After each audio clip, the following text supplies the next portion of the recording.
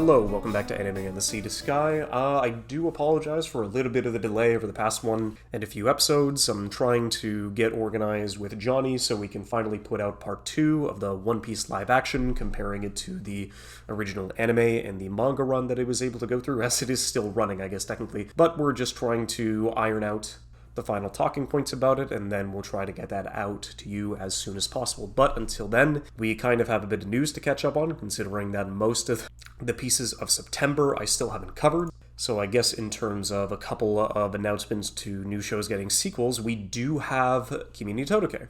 from Me to You, which is going to be getting a sequel to its anime run that was back in 2009 to 2011, and we're going to be seeing how the majority of the relationship between our two main leads is going to be moving forward, considering that I think I only just recently watched Kimi ni Todoke last year, and to be fair, it is one of the better shoujo romances that I've seen come out to it in the past long while. So at the very least, considering that this is going to be continuing on, that was one of the only negative points that I could give the original show, is that it doesn't necessarily have an ending, and we don't really have an opportunity to go through and see how the relationship blossoms towards the rest of the series. But at the very least, it seems like this sequel is going to be giving us the opportunity to explore where essentially they're able to go. And then the second production IG announcement that they're able to go through is that they are doing a new Kinnikuman anime that is going to be a sequel to the previous run that they were able to go through, and this is going to be premiering in 2024. Now, Kinnikuman is definitely not the first thing that comes to mind whenever it comes to this name, because back on the 4Kids Saturday morning lineup, they had a couple of things along their catalog in terms of Digimon, Cardcaptor Sakura, Pokemon, Spider Riders, Kirby Right Back At Ya, and then the one in particular that they were able to localize out to us was Ultimate Muscle. And I really do think that if you have not gone out to listen to the opening TV spot that they were able to go through and give to that, it is a phenomenal action comedy romp that they were able to go through and fit everything that you need for any kind of an introduction to that show. So, unfortunately, odds are I'm not necessarily going to be giving it a watch, but to be fair, the fact that we're still going to be getting a revitalization of the series after so many years is still enough to put a smile on my face. And then it seems where a kind of double-edged sword is also coming into this next announcement, in the sense that we are going to be getting a third season of Yuru Camp, or Laid Back Camp in this case. Now, the only awkward thing towards the rest of it is that, yes, it does look a little different, considering that they are changing the animation studio from C-Station to 8-bit. On top of the fact that we are going to be getting a new director as well as a new series composition lead for this piece. So, yeah, from the opening visual, at least, that they were able to give to us, and the reveal, and the tiny clip that we ended up seeing, everything does seem a lot more flat, and the compositions between the real-life aspects and objects that they put into the frame are kind of clashing with the character designs that we have now. It's going to be something that still is a nice, calming thing to watch once it comes out next year, but I'm kind of curious to see how that change in staff is going to affect the overall feel and tone as the series moves forward. Also, Right Stuff has finally completely phased out its old website and has migrated all of its products over to the Crunchyroll store, and it will finally be able to complete all renditions and takeovers toward the rest of it by October 10th. So, yeah, sure, there's only so much you can do, considering that, Right Stuff, I will admit, it was nice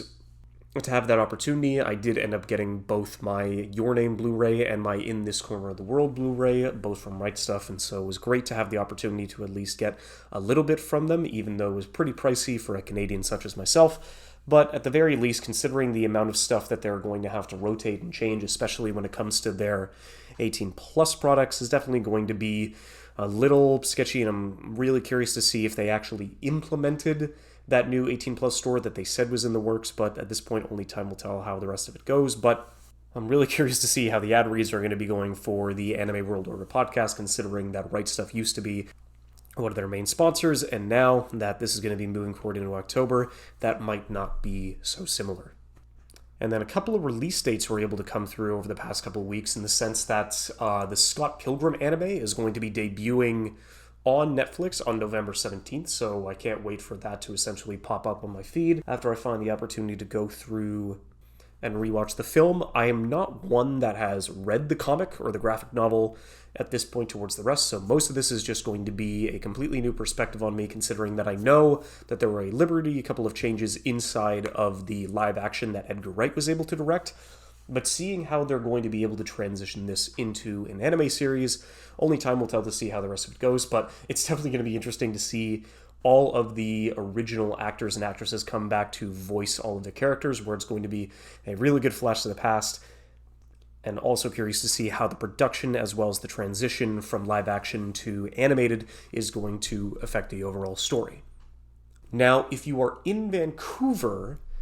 The Boy and the Heron is going to be making its Canadian debut, I believe, on Friday, October 6th, as well as October 7th on the Saturday, which is something that I'm definitely going to try to find the opportunity to go through. It's only going to be standing room as well as lineups only, so I'm really curious to see how long I'm going to have to wait. Am I going to go through and probably get burned again, just like I did when I tried to go see Weathering with You at TIFF, to wait 8 hours only to be turned away 10 spots back from the opportunity to go through into the movie theater. So we're just going to have to wait and see how the rest of that goes. I have no expectations for this film at all, even though it has been a long time since Miyazaki has been able to solo direct a project towards coming out of Studio Ghibli, so I'm definitely curious as how most of that is going to turn around, but it definitely seems like it's going to be more of a personal story leading towards his youth, and legitimately I cannot wait to see how that turns out and gets translated into the big screen. And just after this episode comes out, we've got a second season of Shorzy, which I'm definitely going to be jumping into, as well as the new season of Castlevania just hitting Netflix. So I'm definitely excited to see how the rest of those turn out, especially with the sequels to both of these being franchises that I do love for various reasons, definitely in between. But now getting back into the talk about anime, summer 2023 has been a bit of a mixed bag, but mostly a flat line, not necessarily of quality, but there wasn't necessarily too many big stinkers, and there wasn't something that was head and shoulders above the rest. It was a very median kind of season with a couple of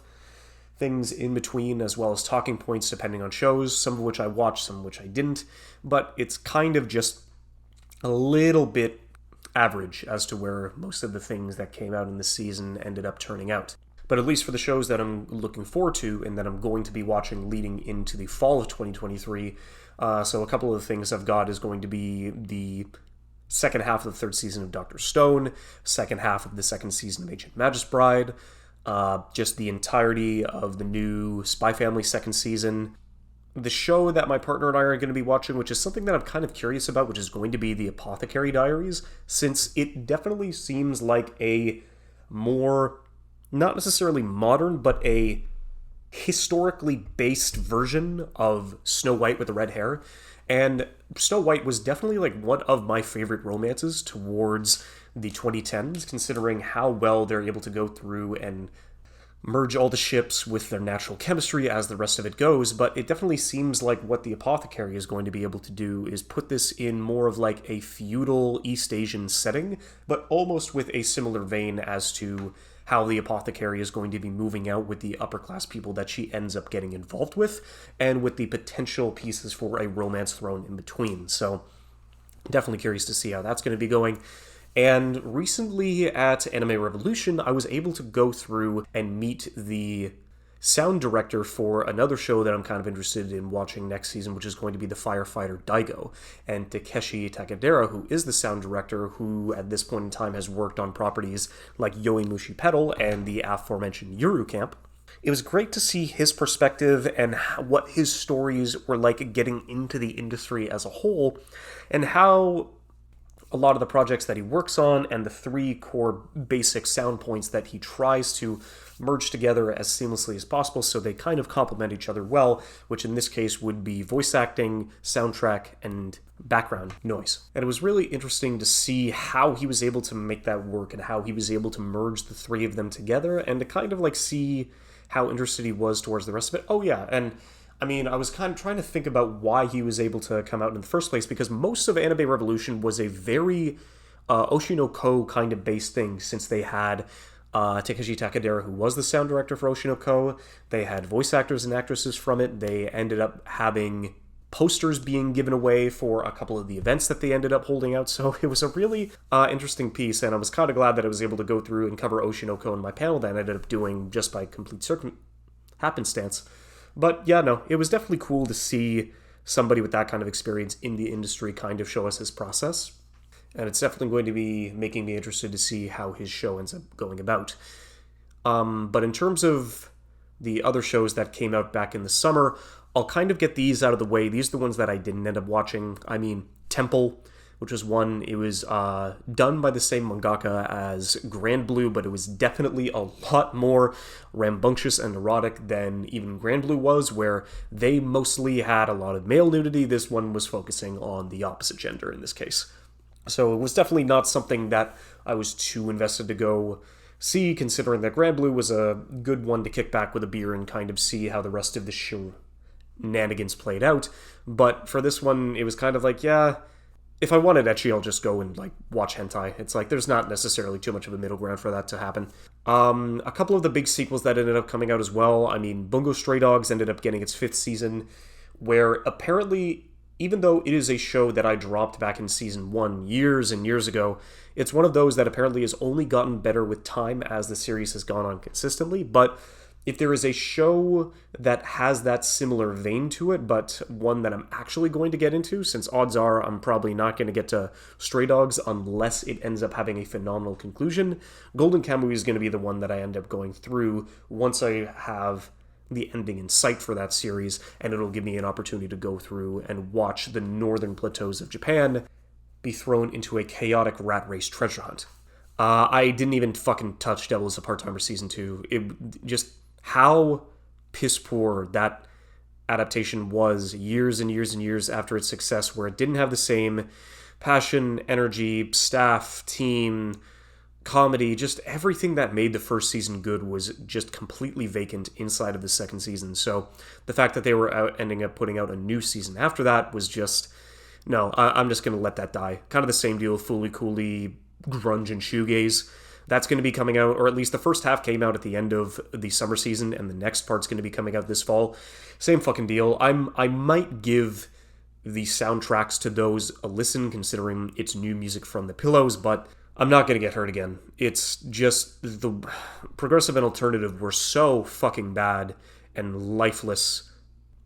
and uninspired by comparison that I don't think I'm ever going to be touching anything related to that franchise outside of the original 6 episodes ever again. But something a little more positive, though, Helk, which was a more comedy gag manga, was apparently hilarious and at times thrilling every episode through. And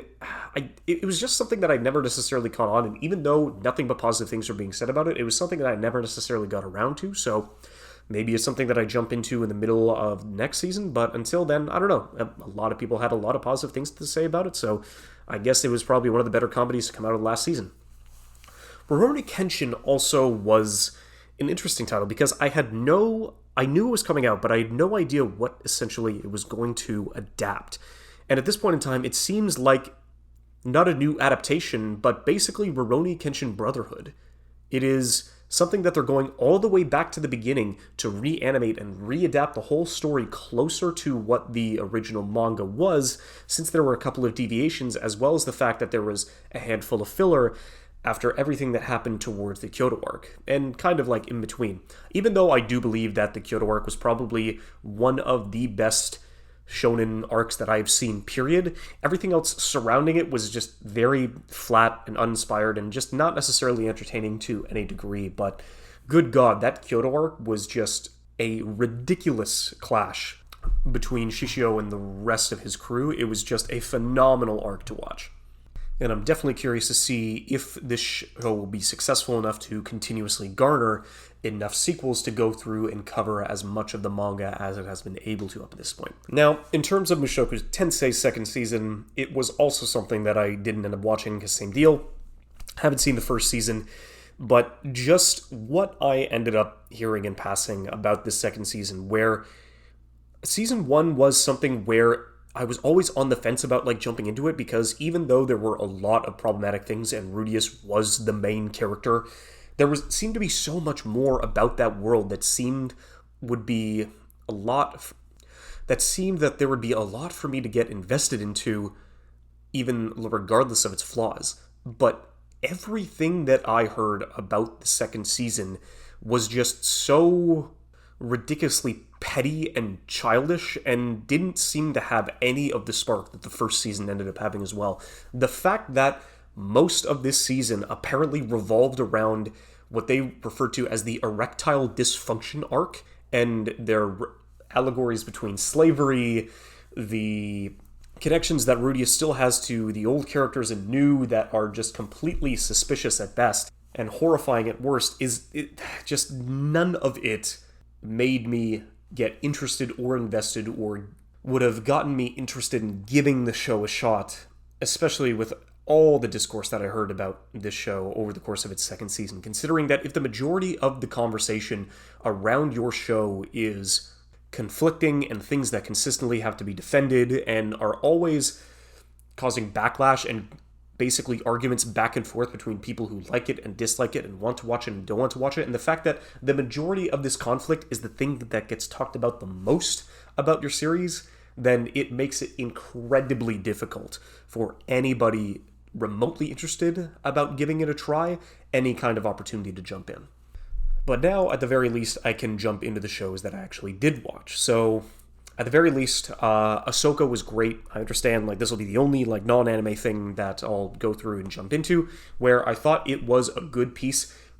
The only thing is that I definitely had to do some reading to catch up, since I never did end up watching Star Wars Rebels. And basically, Ahsoka, in this case, was the unofficial live-action 5th season of the Rebels TV show. So it was definitely difficult to kind of like go through and get invested into most of these characters that I hadn't seen before. But they did do a good job with introducing a lot of the ideas that Filoni was able to go through and explore inside of that series, and seeing all of the people that they were able to bring back for not necessarily homages, but pieces that they were able to go through and bring us into the worlds that most people hadn't necessarily seen. But also just give you more context and perspective about Rebels, about the Clone Wars, about basically everything revolving around Ahsoka. And seeing what they were able to potentially do with the new threat that could potentially disrupt the balance of the galaxy, that Filoni was able to go through and bring into animation all those years ago. It was definitely amazing to kind of see what they were able to accomplish with this season as a whole. But in terms of the anime that I watched, my partner recommended us getting into Vending Machine, which was honestly a show that was fun for the first couple of episodes, and it was like great to see the different ways that you were able to go through and what Boxo was able to do with the different kind of forms that he would be able to take, how that adjusts with the economy surrounding him in any of the towns that he goes to visit, and what kind of ideas that he's able to do that even though he is just simply a handful of vending machines, how that is able to go through and defeat and be a required and outstanding help for any kind of mob or any kind of monster that the majority of the crew ended up getting in the face. But the fact of the matter is that not only is this going to be getting a second season, but it definitely seems like the vending machine, who literally cannot speak in full human sentences, is getting a harem, was just a fucking ridiculous piece for me to at least come to grips with. And the fact that if anybody is going through and it's just like, sorry man, you just have less riz and less of a chance with women than a vending machine, is kind of just like a ridiculously dark, like backhanded set that the show was basically going through and trying to bring into its slight but readily apparent wish fulfillment. And then what I recently ended up finishing was the 2-part conclusion to the second season of Bleach's 1,000-Year Blood War arc. Compared to the bombastic return that the first season was able to accomplish with all of these characters and all of the ways that it was able to go through and revitalize the energy that the old series was able to convey, the second season, while the threats got greater and the characters that they introduced were more powerful than most of the things that we have been able to see over the course of Bleach's entire run that didn't necessarily translate to it being any more bombastic or, to me, have any more impact towards the rest of it. I mean, I did like Brushman's powers and what he is able to accomplish, and the sound design behind him was able to give his scenes much more impact than you would have been able to go through on its own, but it just didn't have any of the same, triumphant return or energy or feeling that the first half of the season was able to convey, especially with just kind of like focusing on these new threats and these new characters, as Bleach does.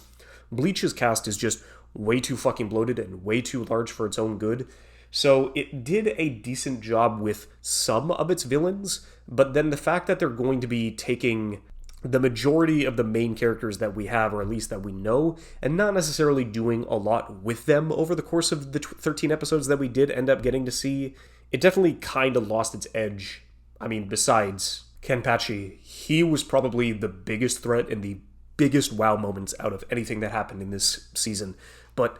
everything else surrounding him definitely did not live up to anything that he was able to go through. Especially on the fact that he got bodied so, off screen in the first season, and then in the second season, he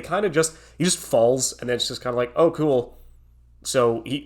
at least he did have a badass moment for that to at least take center stage in the majority, through the majority of these fights. But it's just everything else besides that definitely was just kind of watered down and went back to the same Bleach Uno reverse card formula that happened in every single fight and every single major part of every other season. So yes, there were bombastic moments, but the majority of it was so average towards the rest that even though I slightly liked the first season better, the second season was definitely not able to give it as much energy or as much bombast towards the majority of the season as a whole. But something on the lighter side, we got the in-between season, like a 1.5 or a 0.5 or something along those lines for Horimiya, where they did end up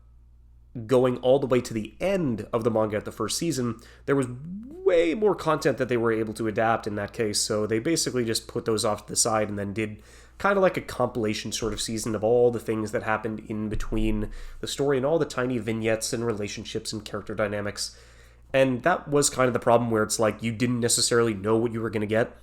My partner loved Remy, but Remy was so vacant inside of this season that she was squealing every time she came on screen, but that she was only in there for 3 or 4 episodes of the season, so there wasn't necessarily much that you could do there. Although I will admit, in the time that I've gotten into a relationship between the first season and the second season of Horimiya, watching the episode where Miyamura and Hori go back and forth on the dumbest shit and the stupidest arguments that Hori completely and wholeheartedly started on her own, but she is inflicting so much self and mental pain, and she's blaming all of that on Miyamura, and there's just nothing he can do about it, considering that she's just so stubborn and blockheaded, and she's just going to hold out and completely ruin her day and everybody else's day around her because she's just so angry. Was just like, oh my god. As that was going forward, it sucks. That, when you're stuck in that kind of a headspace, it does really create a lot of unfortunate circumstances, but I was just laughing my ass off at just how down to earth and real these interactions were, and then just pouring one out for my dude Miyamura, because he was just on the receiving end of all of this completely unwarranted and unnecessary backlash for the smallest of reasons and altercations, that at that point where literally all she has to do is apologize, and feeling that, oh no, he's gonna hate me for the rest of my life. And it was just so, it was just so familiar and so hilarious at that point, where just that episode alone was more than enough for me to at least bring out a really positive and core memory about this show. And so I'm definitely going to be keeping that for the rest of it. But outside of it, if you liked the characters in the first season, you were definitely going to like this season anyways, so that was just kind of all there was to it. I did like a handful of the other moments that they ended up going through and sprinkling out towards the rest of the season, but to be fair, at the end, it was more Horimiya, and I really did enjoy that, and seeing all the core characters come together at that point to make something that was a nice break in between every week. I also got to pour one out to everybody down at Bug Films, because I just don't know what is happening over there. I understand that you are a new studio and this is your first work, but you were supposed to destroy the old destructive habits of the anime industry, not reuse them. You were supposed to bring these poor souls that came out of OLM into the light, not cast them back into darkness. It was just, after the phenomenal, basically short film that you could do of the first episode, that everybody was unanimously praising, and all of the stuff that was coming out about how the really shitty company that Akira was coming out of, they literally fucking photo scanned their offices out at OLM and then put it into the first episode to even give this a bigger middle finger and a fuck you to all of their hierarchies and upper bosses that were basically running them around like pack mules and like treating them like less than human, only for all of that to come back around and put them in the exact same place that they were before they started all of this, was just such an incredibly like tragic way for that to go, because at this point Zom 100 was able to get up to episode 9. Now the final 3 episodes are just put on indefinite hiatus. If I had to guess, they will come out in December or January, but it's just the fact that they weren't able to get all 12 episodes out, and half of the episodes that they put out now all had to be delayed a day for them to just get out the door due to production issues. And then, even though they got a free week, considering that their time slot was being taken up by a World Championship sport, only for them to still have to do a recap episode and still lose a week and their time slot towards the rest of it because of their poor production hurdles. Good God, it was just sad. Like, there was just nothing was going right for them, especially with the fact that they didn't get their opening sequence done until the 10th week, and they had to like go through original reused footage for most of the first like part of the first opening. Just everything that could have gone wrong went wrong with them, and now it's going to be months before we see the conclusion of their efforts. So besides all of that, it's a good show. I really do like Zom 100. I really did enjoy the manga. I love the dynamic that once we finally got the whole squad together, that basically their chemistry was almost like perfect. It did take a couple of times for Shizuku to essentially go through and have the opportunity to join in the chaos of the group that they were a part of. But seeing all of them coalesce and like becoming better people in the face of an apocalypse that essentially has just completely thrown the world into chaos that odds are it will never recover from, but it gives them the individual freedom to do all the things that they wanted to do before their lives were over, is definitely more than an inspiring tale for anybody to go through. But the fact that all of the stuff surrounding the adaptation is just something that can be thrown back in the face of the message that it's trying to convey definitely puts a damper on the entire experience as a whole. But what they were able to accomplish with the first 9 episodes was definitely a really good piece of media that I still do recommend, and I want everybody else to go through and finish it along with us once it finally has the opportunity to conclude and tell the story that it wants to tell. Now for Jujutsu Kaisen's second season, I guess for just this episode, I'm only going to be talking about the first, 5-6 episodes, so basically the prequel arc that happens with young Gojo and young Geto. I mean, just for the comment's sake, because I was really suspicious when they said, oh yeah, no, we have a planned 4-week break lined up in the middle of our production so that the whole of the Shibuya arc that comes after this is going to be a universal 17 to 18 episode stretch that won't necessarily need any delays. And it's like, oh yeah, cool, no, that's totally fine. Except now,